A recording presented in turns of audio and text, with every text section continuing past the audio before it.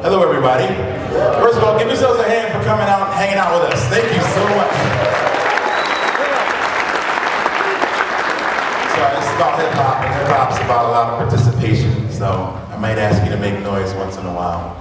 You know, it's a hip-hop thing, like this. Say hey! All right, cool. My name is Raheem Jarbo, also known as Random, also known as Mega Ran. Very happy to be here. Brought some of my best friends and colleagues on either side of me, and they will introduce themselves. My name is K-Murdock, aka K-Murdock, so I don't have a flashy pseudonym, but I'm glad to be here and looking forward to talking it up about nerdcore hip hop.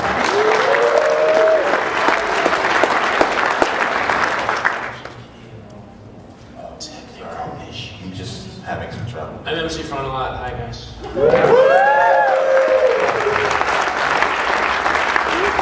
Alright, so we're going to talk about, obviously, nerdcore hip-hop. So, I figured who better to have up here to talk about what nerdcore hip-hop was, before you asked, than the godfather of nerdcore hip-hop, Mr. Damien Hess, Mr. MC Frontalot. So, begin, sir. Oh, yeah. Well, what did, Oh, great. nerdcore hip-hop, yeah. You guys familiar with this term? A little bit. So it's, you know, hip-hop, but then hip-hop traditionally is cool. You know about that. It's like, it's particularly cool if you're good at it. But then what if you're like a dork and people make fun of you and don't think you're cool and never tolerate even the notion of you making raps? Then maybe you would make up a dumb word for your hip-hop like nerdcore. And some years later, everyone would take it seriously, and that would be bizarre to you. And also kind of wonderful, because much younger, nicer rappers would come along and find that word to be applicable to their own raps. Phones off, please. And then suddenly you'd have like a real thing instead of a word that you made up to make fun of yourself sitting in front of your computer trying to rap. That's all I know about nerdcore. That's it. So generally, I heard you say before that hip-hop, oh, well, he said something like, you know how in hip-hop you usually have to be the coolest guy in the room when you're doing it. Right. And that nerdcore, you generally don't have to be the coolest guy in the room. You could be the least cool guy. Absolutely. Although then I can't imagine why those cool kids would have shown up to see you rap.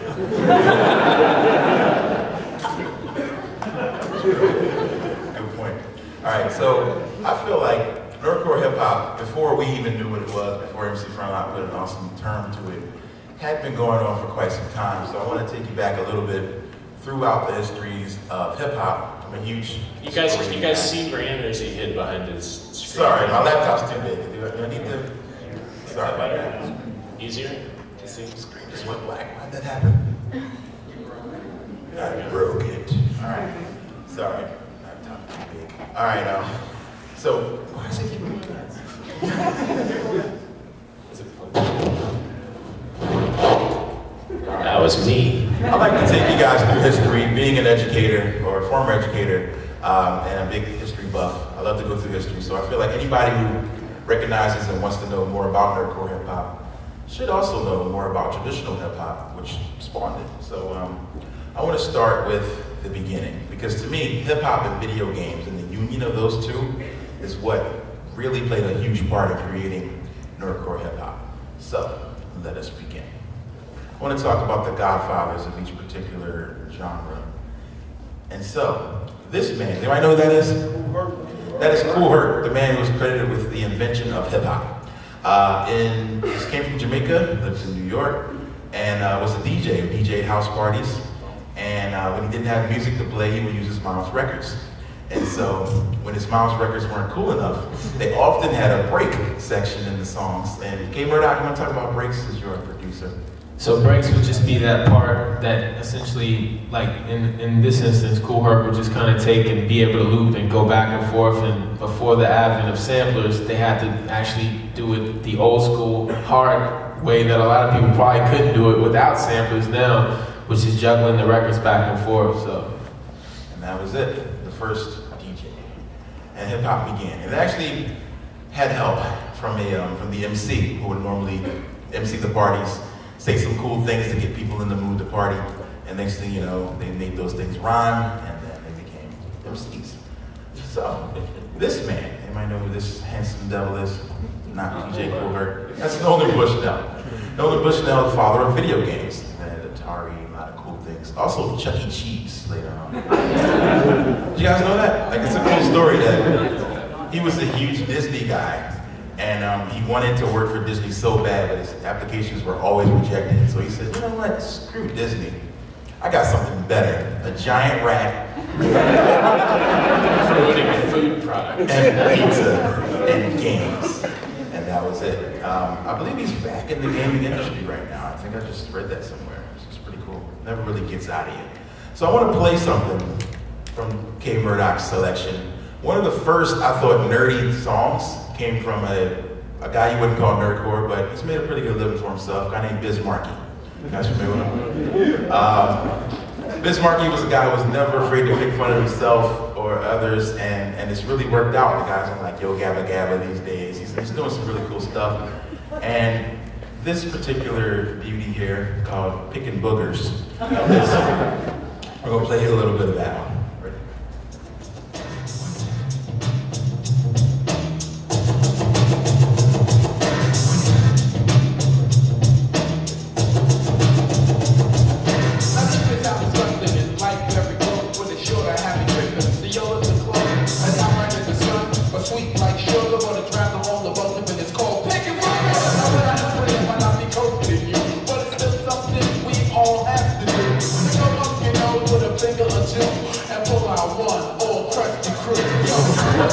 That's enough.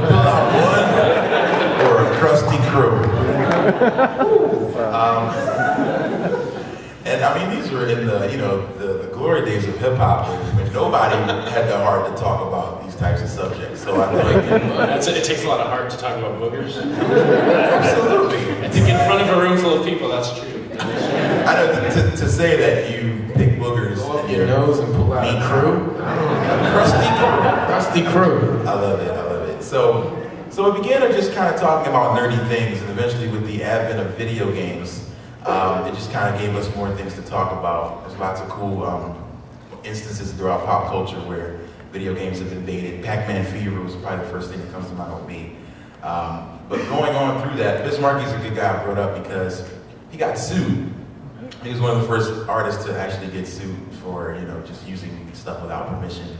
Almost shut him down, but he kept going, so I thought that was a cool story. But moving on, I want to talk about hip-hop and video game mashups. So we're going to fast forward to 1999, so a cool game called Wu-Tang Shaolin Style. I don't know if anybody remembers this game, but it was cool. I mean, I don't know. It was bashed by the critics, but it did have a huge cult following even to this day.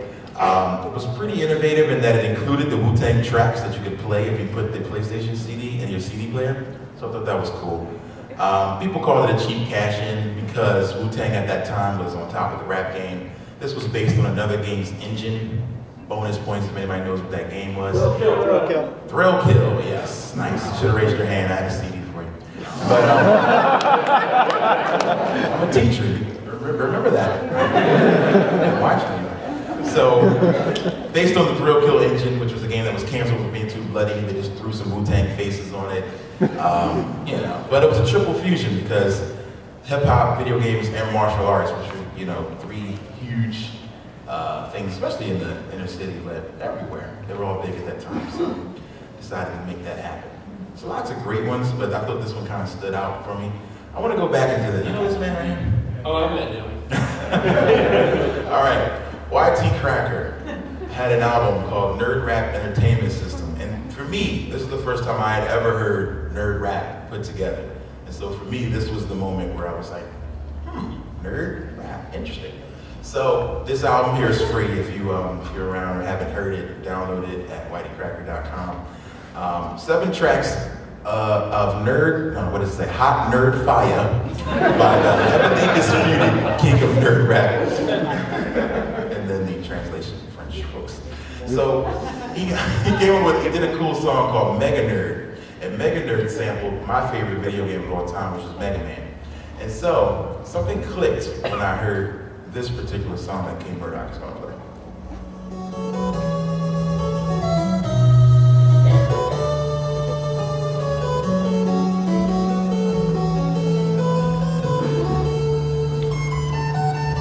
My handle is the Waddy Cracker, the progenitor of all the nerd rap that you're hearing today. There was a time in my life when the ladies didn't dig me, I didn't get laid, and I didn't have a big screen.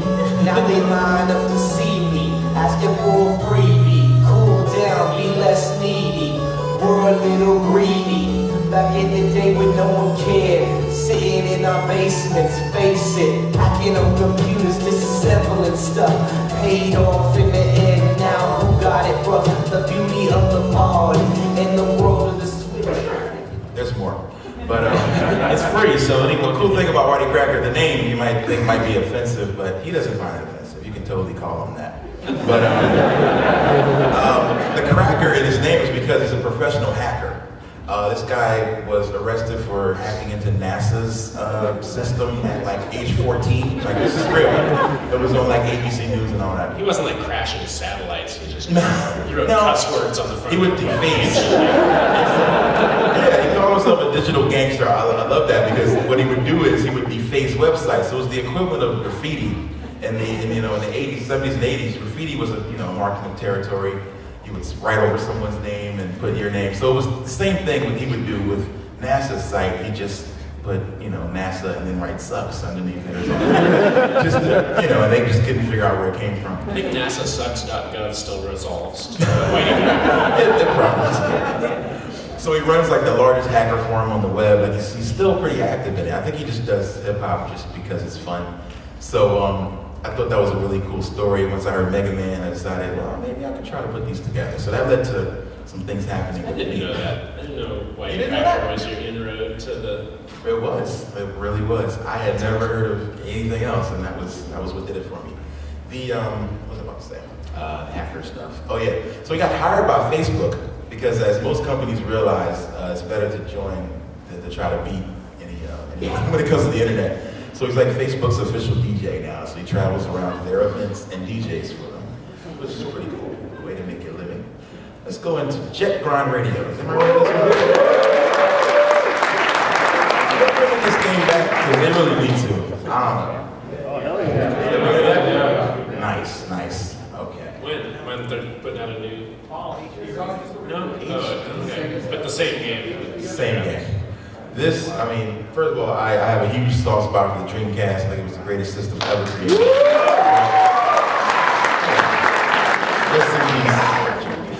So it's the first game to explore the hip-hop art of graffiti. So the soundtrack wasn't necessarily hip-hop, but it did have a lot of J-pop and drum and bass stuff that was introduced to the mainstream.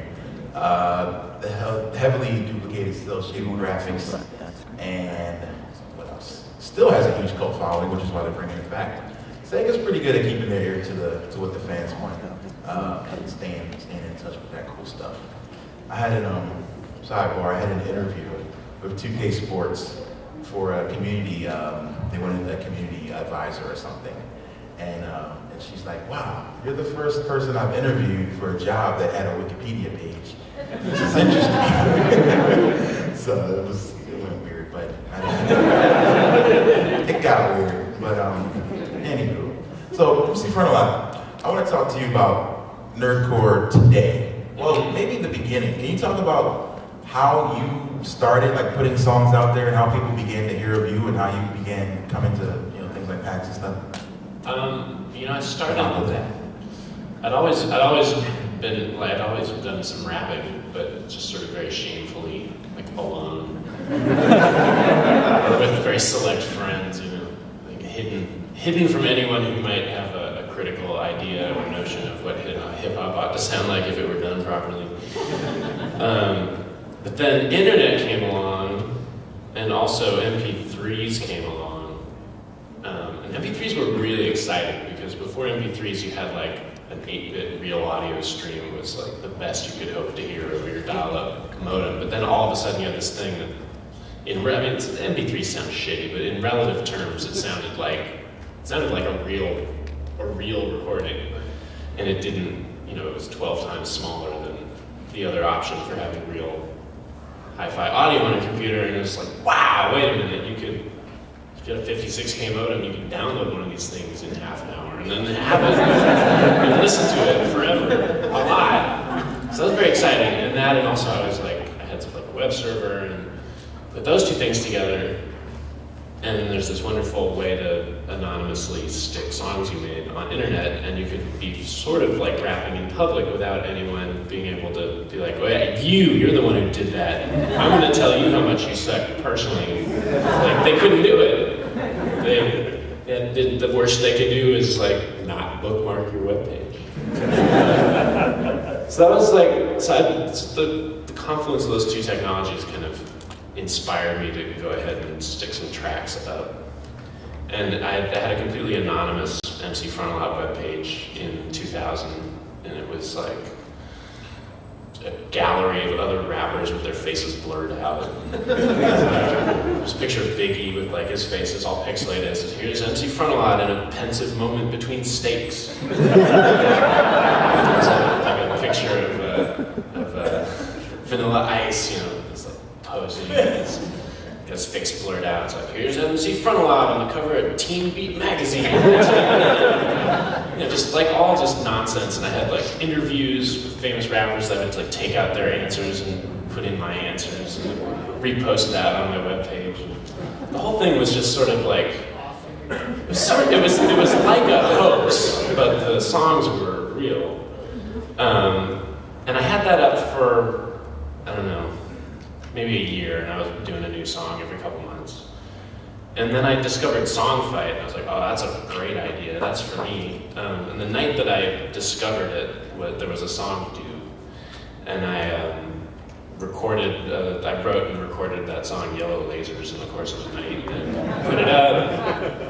And somebody mailed that to Gabe and Tycho, and Tycho liked it, and he direct linked the MP3 file on the Songfight site, which wanged their server for like 3 days. And also like massively expanded the number of people who'd ever heard of what I was doing. And I kept doing Songfight, and Penny Arcade kept like pointing out new stuff when I would post it, and they declared me their rapper laureate, I think. And mostly it turned into something that felt like, you know, much bigger than a lark because of those guys paying attention to it, and also because of the feedback from the Songfight communities, a bunch of other like amateur home recording enthusiast songwriters who had, you know, detailed feedback on how you are at recording and how you are at songwriting, and every week we would just talk to each other about how it's coming along, and plus somebody would win every week, so you'd have, that was sort of like a minor point of Songfight. Mostly it was just like a community thing. But the video game fans who were the Penny Arcade fans, I was lucky enough to absorb some of them as my fans, and then over the course of some more years, it just sort of the fan base built up to where I stopped having web development clients and just had fans. It's been like a career for me since about 2005. Like 2005. So, living the dream.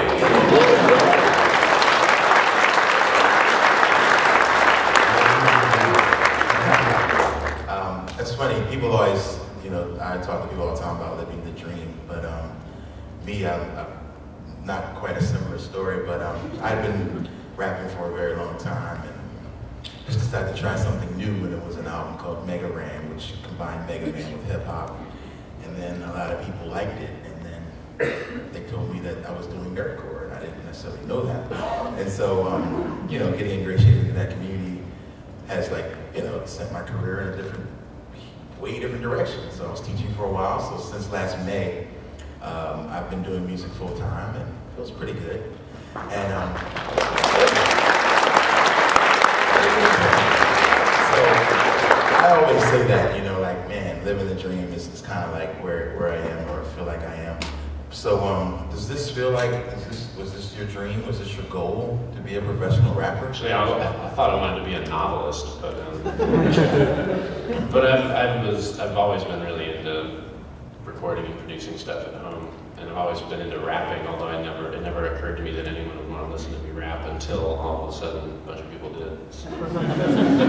I am extremely happy to be doing something professionally that is creative and where I get to fun. Do what I want and sleep till 11 o'clock and make raps and have people, come to my booth at PAX and tell me that they like them and stuff like that. That's a lot better than having a job. So I'll definitely keep doing that until I can't get away with it anymore. I remember I was really excited when that Mega Ran record came out. When you made that, yeah, because that was like the nerdcore idea and the communities that sort of formed around it had been around for a few years at that point. So there were a lot of kids making raps and calling them nerdcore, but there were very few that were popping up who were serious about their rapping, good at writing. So you were like shining beacon there. And since that record, there have been other ones who have made me super happy. Doc Ock is great. I was really glad to discover Schaefer finally, and there's more recently Eugene Warrock is incredible. All these folks who, whether or not they jumped in because they said, "Oh, nerdcore, that's me," or just because they make stuff that kind of fits comfortably within the wider circle of nerdcore. All of them, doesn't matter. Anything that gets called nerdcore that's good, that makes me happy. Whether it's the rapper's fault that it gets called that or not. Well. So I want to get to Kyle, the producer side of this. Particularly what I do is very beat driven, I'd say. The concept projects that I do are very beat driven. But that's another side of nerdcore, is the pop culture aspect of it. And my kind of in was luckily using beats or songs that people had already recognized, just kind of sampling, or as we call it, hip hop, kind of flipping and reimagining the song, stealing, some people call it. Euphemistic. So Kyle, as a producer, you can probably go into that aspect of it, sampling games as opposed to sampling from jazz records and things like that, and how that. Well, that's exactly what I didn't know I was doing nerdcore, or even it really existed before I met Rand. Because to me, I treat, and even now, I just treat the way I make if I'm making a video game theme project, it's the same way I'd approach if someone was make a record flipping progressive rock or jazz or soul. To me, that approach never changes. It's just I'm using a different source of content. Maybe that's why my stuff might sound a little bit more different. I don't purposely try to come out and make my stuff sound real, I don't know, chiptune or 8-bit. It's just, to me, it's a blend of the two things I like. I love video games. I love hip hop. Everything I do is hip hop rooted because I'm sampling, which is a complete, one of hip hop's foundations. So, that's kind of where, I guess I'm coming from. And one thing that I recently kind of encountered when in following in the footsteps of Rand doing Black Materia, I was like, well, hey, I'm gonna do an album of my favorite Final Fantasy, which was Final Fantasy 6 or 3. Exactly.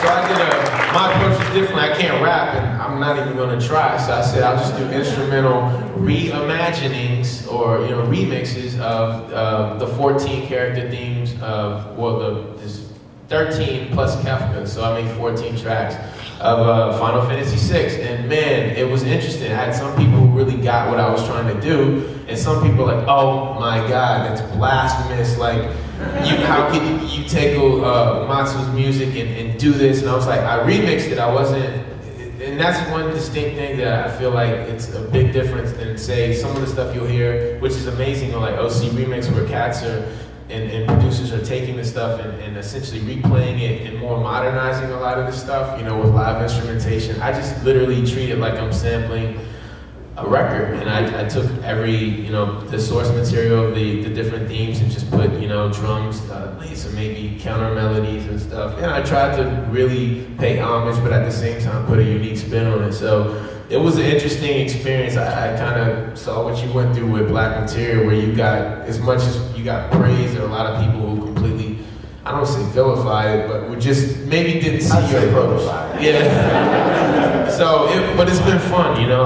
Overall, I would say it's been a positive reaction more than a negative one. So. Yeah. Well, can we play an example of that? I was I did a project called Black Materia for those not in the know.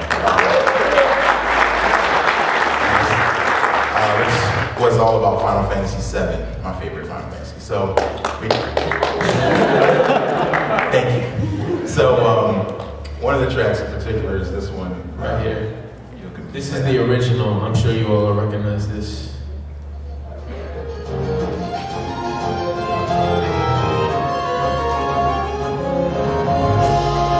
the fighting theme from Final Fantasy VII, and in particular, you hear it a lot. Yeah. So of course, since you hear it so much, I would use it as one of the main themes of the album. So I did a track called Avalanche using it, and this is that beat. Not in Lost Perception, I would never take me. He produced this. And if you can hear it. You know, it's the same, but there's a synth play behind it. There's other, elements that are going to come in. It's a different tempo, a little bit like that. So we call it and vocals of me going, hey. Sorry, I think we're at the live show. If this was a live show, I'd have everybody jumping around, fist bumping and all that. So, as you can see, we add a few elements to it, stretch it out some more, lay some layers on top, it's the equivalent of, taking two great things. It's like going to the fair, they have like fried Snickers. And then taking that home and putting ice cream on it. That's the equivalent of what I do. That's what I do. Take stuff we love and make it even more unhealthy. Okay, so that part, the theme element aspect, or theme albums, is also what I show on the screen here is Black Materia and my friend Adam Warrock's album, the Brown Coats mixtape, which is based on Firefly. Both of these very similar styles as far as the concept was to take the original soundtrack and create something new out of that. So they both did that. They're both available in different places. That one particular on the left is also available here. You can buy that. Shameless plug. But all right, I think I want to move into, where am I now? I want to talk about the decline of hip hop. So I want to talk to you a little bit, Mr. Frontalot, about hip hop versus nerdcore. Now, it's no secret in the general industry of hip hop, things are getting bigger than ever, but at the same time, things are, sales are probably worse than they've ever been. Record labels are kind of in disarray. They're kind of in a bit of a tailspin. But nerdcore specifically is a DIY, huge DIY aesthetic. And so I want you to kind of talk about that. And, I'm assuming you are a hip hop fan, are you not? Sure, I am. Okay, so just your opinion on just a little bit of the business side of it. Well, do you know, have sales in mainstream hip hop dipped worse than the rest of recorded music? In general, recorded music sales. The whole industry's kind of took a big tank over the last 10 years, and that was mainly because these big companies were running it and their model was terrible, and they're a new model took them by surprise, and they couldn't use it, but they didn't want to use it, and they fought it, and they spent a bunch of time fighting it, and then they embraced it really late, and they've been having trouble figuring out how to get people to pay them for digital media. But every time I see figures, it looks like they're starting to get it figured out. But what they always worry about, because they're a bunch of old dudes in suits, they spent the 30 years before that worrying about how many pieces of vinyl were moving out the door. And so they still look at those numbers, which of course go way down as people start using iTunes instead. And I don't know if they're looking at how the iTunes keep jumping up in proportion, and I don't know. I know that they're not making as much money overall, but that's because they used to have this terrible model that was a ripoff where they wanted you to buy a $18 CD that had 10 filler tracks on it and 3 singles. And that's not a good model for the consumer, so the consumer rejects it as soon as they're able. As soon as first time they get a hold of some Napster or whatever gets invented this year, the second they get their hands on it, it's like, all right, don't no longer have to buy the Britney Spears remix album. I am free from the tyranny of Capitol Records.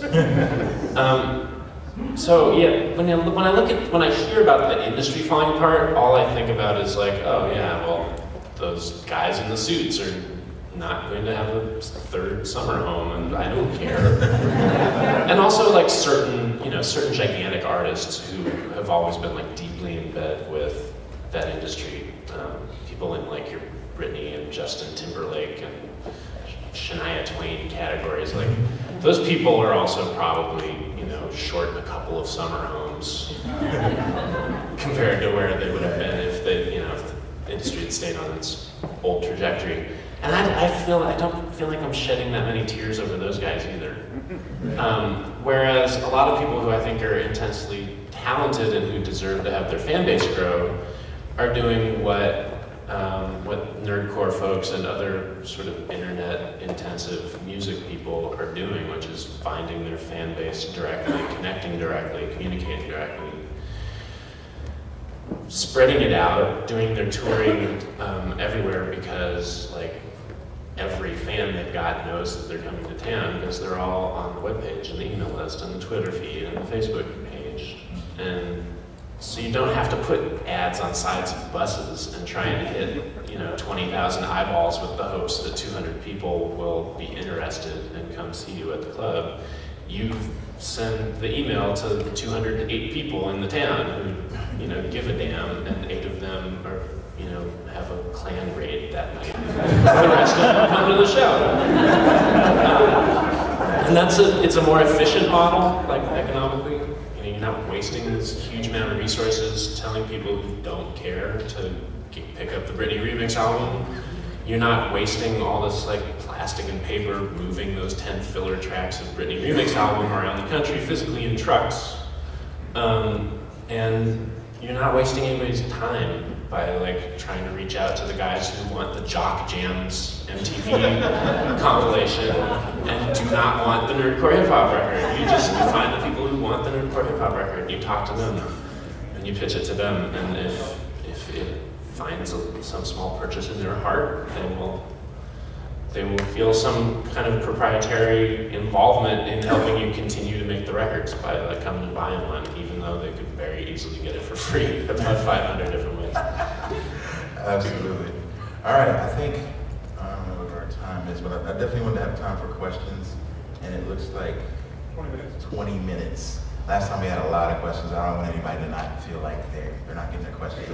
I'm sorry, was I talking too much? No, it's okay. It's okay.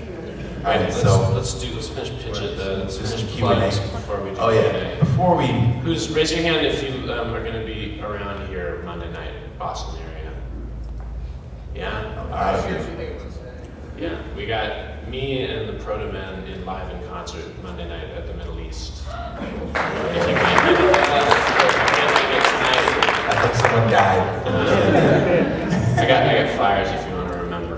And we're tonight at 12:30 I'm on stage, and you can just walk right in at 12:30. I guarantee you there will be some sleepy Jonathan Colton fans making room for you guys.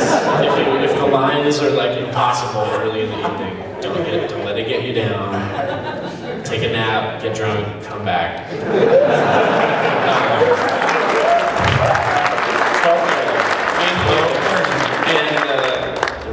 There might be a guest. So we have 3 things that I guess I need you to do. If you are going to be around Monday and need some information about that show, also if you're interested in buying some CDs or merch, there's a nice collection of stuff behind that screen back there. So if you come around, let's start a little line over there. But if you have questions, let's also start a line behind the microphone. So those three things, we can get going right now. CDs, show information, and questions. Let's do that all at the same time. All right. Excellent. You, sir, in the front. This is on. Okay. So Nerdcore is obviously like a niche, like a subset of hip hop. And what is your opinion on rappers who kind of like straddle the line, or I'm thinking of a line about Childish Gambino where he says like fuck nerdcore, like fuck backpack, I make cool rap, but still raps about kind of like nerdy subjects. Yeah, he sure does. Not only that, but did you guys see Community a week ago? He was half that episode in a headlamp. Yes. And so in your answer, if you also mix in, the fact that hip hop is predominantly black, but nerdcore is, a lot of, white rappers. A lot of honkies doing nerdcore.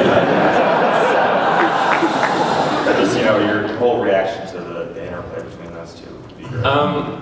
Well, I mean, I can't blame him for not wanting to get called, something that a lot of people don't take seriously. That's, who could blame him?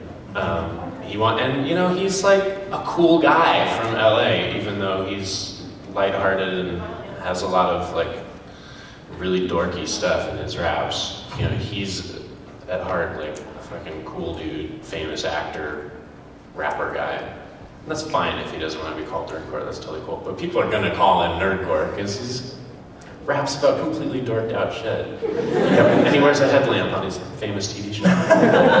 So, sorry, Mr. Glover, you're going to get called nerdcore. And I think that people could, like liminal cases like him, you could also say like, oh look, this song that he did about, jerking it to 8-bit pictures of girls in strip poker on Commodore 64 or whatever, I don't remember what he has on his record.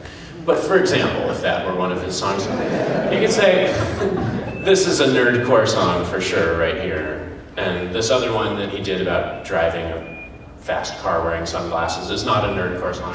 And that's fine too, like, people can dodge in and out of any kind of subject matter or genre. A lot of bands do several different kinds of genres of music on the same album. What was your question? That was basically it. Perfect. Thanks. Thank you so much. Hi, I have a two-part question for Mr. Alot. On your second to last CD, you had a collaborative effort with Schaefer, the Dark Lord, and Beefy called Disaster. In the exposition of that song, I believe it's Schaefer said, describing the main character, says it's a single dad of one song with a dog who's trying his best to make ends meet as a disaster scientist. It seems like you're suggesting that the dog is the disaster scientist. Would you like to comment on that? And then my second part of my question is, when you're working with a bunch of nerdcore rappers in a collaborative effort, are you all kind of freestyling, or do you come up with a plot structure and then you all work from that? It varies song by song. In that song, I had a very strong idea a firm idea, I should say, of what I wanted to have happen over the course of the song. We sort of collaborated, we chatted over email about the plot structure and had some ideas, and then I kind of sorted that out into the song structure. I wrote my bits around it and assigned them exact stuff that was supposed to happen in each of their breaks, and they wrote it, but they wrote to that. That was the most involved I've been in other people's writing in my songs. Like when Ran was on my song, I sort of told him what I thought the song was about, told him to go nuts. And same with Nerdcore Rising and most of the other guest spots that I've had. But it is definitely never freestyling. It's always carefully written and recorded. Thank you. So the dog is the scientist. And the dog, yes, is okay. Exactly. The first one to notice. Thank you. Hey, I guess my question is actually slightly related to the first one. There's a trend that kind of annoys me that was more in mainstream music, but I guess now as I've seen nerdcore get bigger, or nerd music get bigger, it's kind of followed into it, is people being either extremely particular with the specific type of music you call their music, whether or not it's nerdcore or, wizard rock or Right. or like this. It'd be like, I'm the only person that makes this music, but I'm not nerdcore, or I don't want to be labeled nerdcore, I don't want to be labeled anything. Yeah. You'd rather be post-punk laptop rap.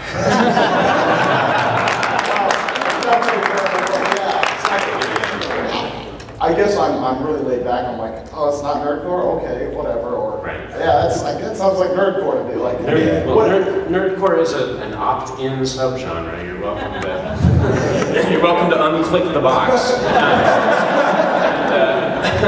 And honestly, when I came up with that term, it was partly to make fun of how there's such a ridiculously large number of dumb names that people have for little corners of music, post-grindcore, ascending sub-shoegazer, or whatever. Like that's dumb. And I was in college radio, and there's like already way too many little labels on the bins. It's like, please throw most of those out. There are two kinds of electronic music: techno and house. I would like all other subgenre names to be stricken forever. But on the other hand, if you tell me nerdcore is not real, I will probably sneer at you. So I'm on both sides of that issue at this point, obviously. Yeah, I've been there as well. I feel like, people are going to call it what it feels like to them. So you have no control over that. You can fight it as much as you want. And a number of people have tried to fight it. Some of them are even on that screen up there. But you can't fight it. It's gonna, it is what it is. At some point, you're going to either choose to embrace it or just drive yourself batty. So, people like to put labels on things. They like to be able to classify it. So that's just the way it is. It helps them. And to each their own. And the labels are things that like the listeners and the people who are organizing record collections need. And so they are going to put you in under those labels and just deal with it. Be cool, man. Just be cool about it. Don't worry about it so much. Have a sandwich. Exactly. There you go. That's my advice to all rappers. Thank you. Good question. Have a sandwich. That's the advice to all rappers. Hey. How you guys doing? Thank you. I know this is Q&A. This is just more of a thank you for doing what you're doing. I haven't been as ecstatic about a music genre or any artist since I discovered Immortal Technique back in '04. Wow. I discovered you Frontalot, Damien, when I tripped over your documentary, Nerdcore Rising. And from there, Pandora existed, looked you up, and started diving into the world of nerdcore hip-hop. Nice. Mr. Rand, I didn't discover you until today. So I picked up your album. Well, his albums are available behind this. And Profession, Highly recommended. I did get your albums on BitTorrent. I'm about to purchase them all now. Thank you guys. Thank you.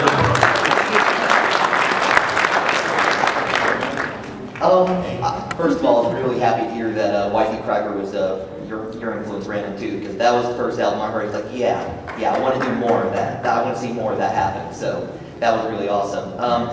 I just have a general question where I'm just wondering what your perfect recording environment would be if you cannot achieve that already.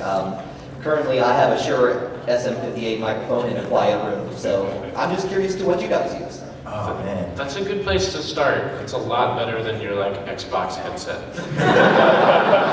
Yes, please no headset mics. Oh, man. And really knowing how to, experimenting until you figure out how to position your face in relation to that Shure mic and how to build a little pop guard out of, a spaghetti strainer and a nylon.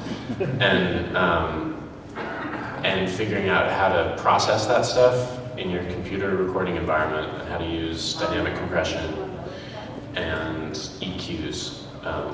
That's going to get you, those things are going to get you a lot farther than spending money on a fancy mic. Once you've got those things down, then get a fancy mic. And when you've got a fancy mic and a reason to make a record that you want to sound a lot better than it does so far, that's when you start treating your recording area with sound absorbing foam. Yes. Thank you. Thank you. Hi there. Hey. I really just want to say thank you to both of you.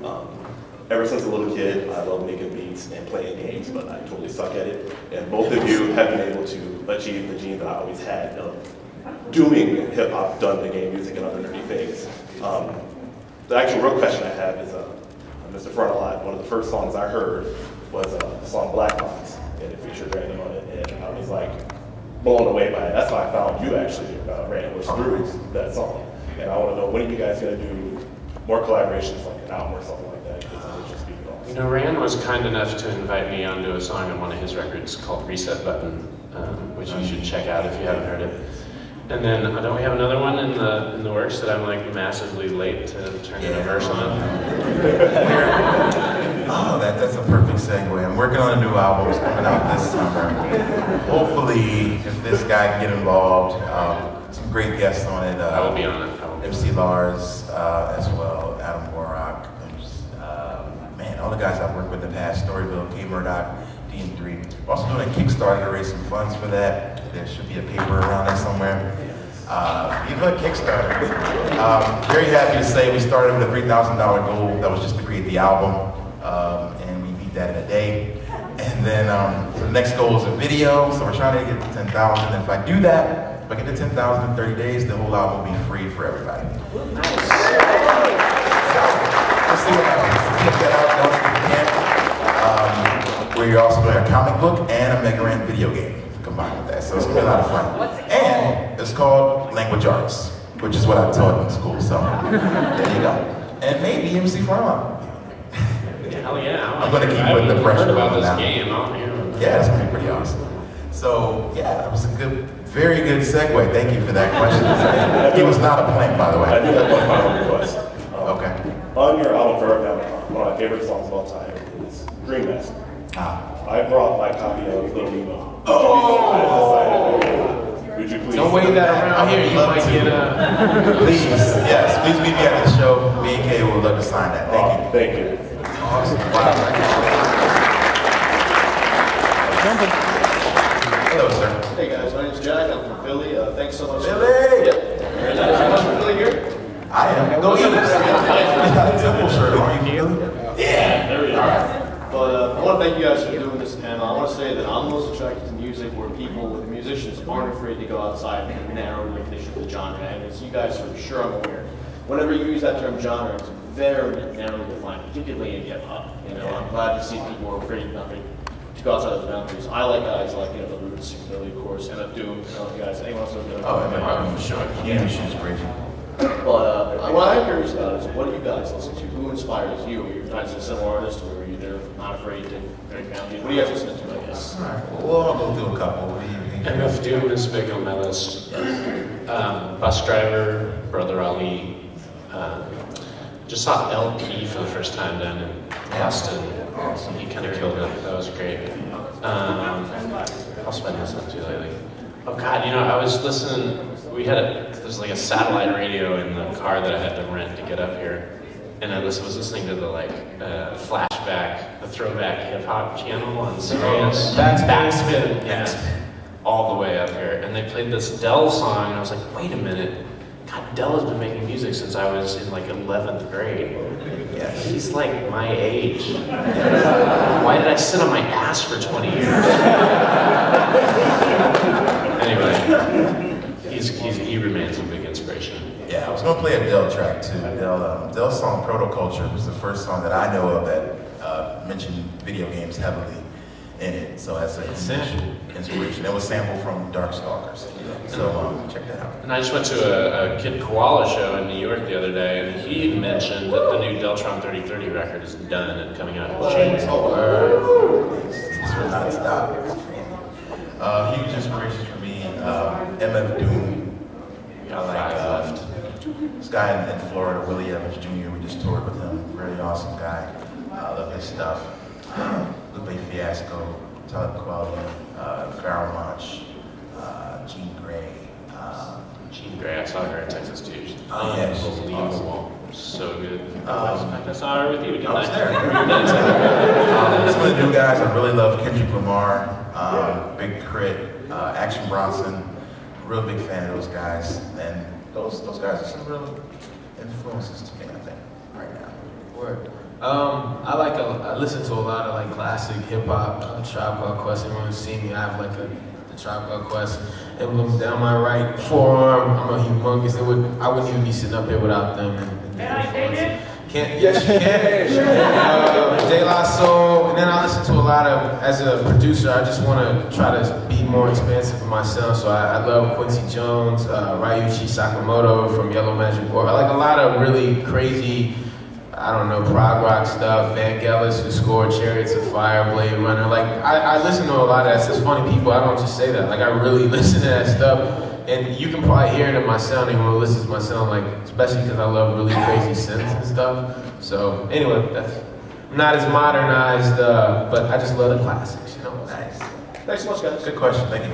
All right, you got 5 minutes. We're trying to make sure. Yo, what's up? I'm Hip Hop Gamer. Hip Hop Gamer, everybody. If you don't know about Hip Hop Gamer, make sure you check out hiphopgamershow.com.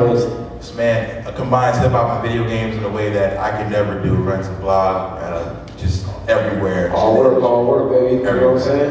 First of all, I want to thank everybody for being here because this is very important, not to just like me or Megan and everybody up there, but hip hop is a culture. You know what I'm saying? And it's all about styles and fashion. There's a love there, and so for y'all to be here is truly amazing. So just give a round of applause for yourself.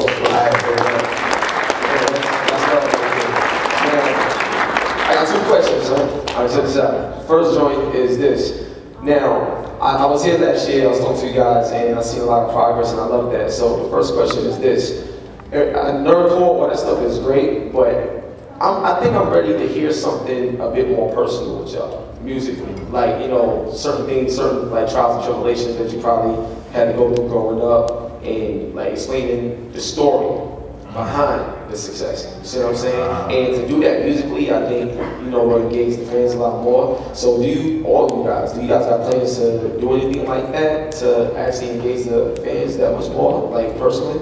Well, my first album is called The Call, and it's a very, very personal album. Not in any way nerdy, but it's more of a spiritual, political kind of thing. But it kind of talks about my journey.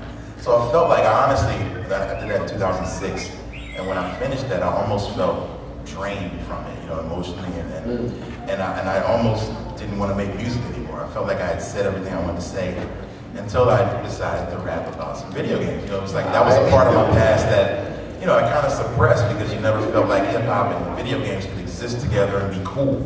So I've been able to do that with the help of K-Murdock. I think Forever Famicom, songs like Dream Master, I've had people tell me that songs made them cry because it's my personal story, and how video games were connected to that personal story. So I always love personal stuff. I do it all the time. I have a new song out called Awakening that probably is right up your alley. Thank God. Right up your alley. So it's about the moment when you wake up and realize it's time to live your life, So definitely check that out. MC Frontalot. Strangely enough, I feel like my most recent record has got a bunch of little personal stuff in it, although it's, as is my want, it is kind of hidden and folded into puzzles and weird shit. But I'd say my new one is the personal one. But also, always there's a little something real in those songs, even the silliest ones. I think like if you make something that's just silly, then anyone would only ever want to listen to it once.